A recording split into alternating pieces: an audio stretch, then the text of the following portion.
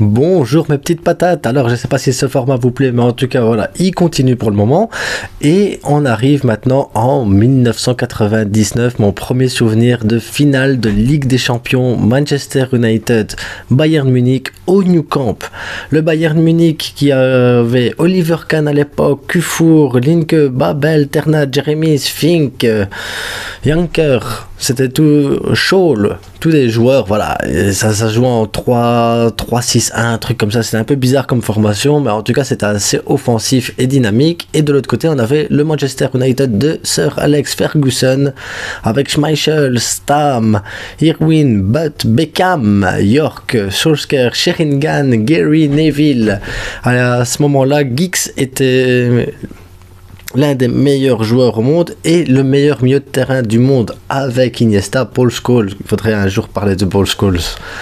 Mais voilà, Paul Scholes, les gars, était suspendu pour le match-là. Donc, à ce moment-là, Beckham a dû jouer milieu défensif, un peu comme un quarterback pour ce match-là. Une place qui, en fait, va lui sembler un peu plus familière en fin de carrière parce que voilà, il peut jouer à cette place-là et il pouvait distribuer des ballons un peu n'importe où, n'importe comment. Bref. Cette finale-là, moi j'ai le souvenir parce que je l'ai regardée et c'est celle qui m'a le plus marqué pendant plusieurs années pour sa fin de match, les gars. Parce que j'ai pas beaucoup de souvenirs du match en lui-même. Voilà, j'avais 9 ans, donc le football, c'était pas encore la tactique, les affaires et tout ça. C'était plus les buts, ce qui se passait et tout ça. J'avais pas non plus spécialement d'équipe favorite. J'aimais déjà le Barça à l'époque. Mais en regardant les matchs, voilà, je les regardais un peu comme un amateur de football et vraiment très très amateur de football parce que voilà, Beckham pour moi je connaissais pas, Stam je voyais que c'était un grand chauve, un peu violent. À l'époque c'était Colina qui a arbitré et à Colina on le voyait avec ses grands yeux voilà. Schmeichel, je savais que c'était un grand gardien. Oliver Kahn, je savais que c'était un grand gardien déjà à 9 ans, mais après tout le reste autour, c'était totalement inconnu pour moi. Et c'est surtout cette fin de match moi qui m'a totalement émerveillé parce que Scholl lobe Schmeichel à la 79e minute et donc 1-0 pour le Bayern. Et c'est comme ça que ça va jusqu'à la 91e minute. Là, le Bayern se voit déjà gagnant de la Ligue des Champions. Il reste plus que 3 minutes à jouer. 91e minute de jeu. Le ballon parvient à Giggs miraculeusement, il fait une reprise de volée totalement écrasée, totalement ratée à l'entrée du rectangle qui va sur les pieds de Sheringham, mais vraiment le hasard total, et Sheringham la reprend et goal. 91e minute, on a ça. Ensuite, 93e minute, Beckham tire un coup franc.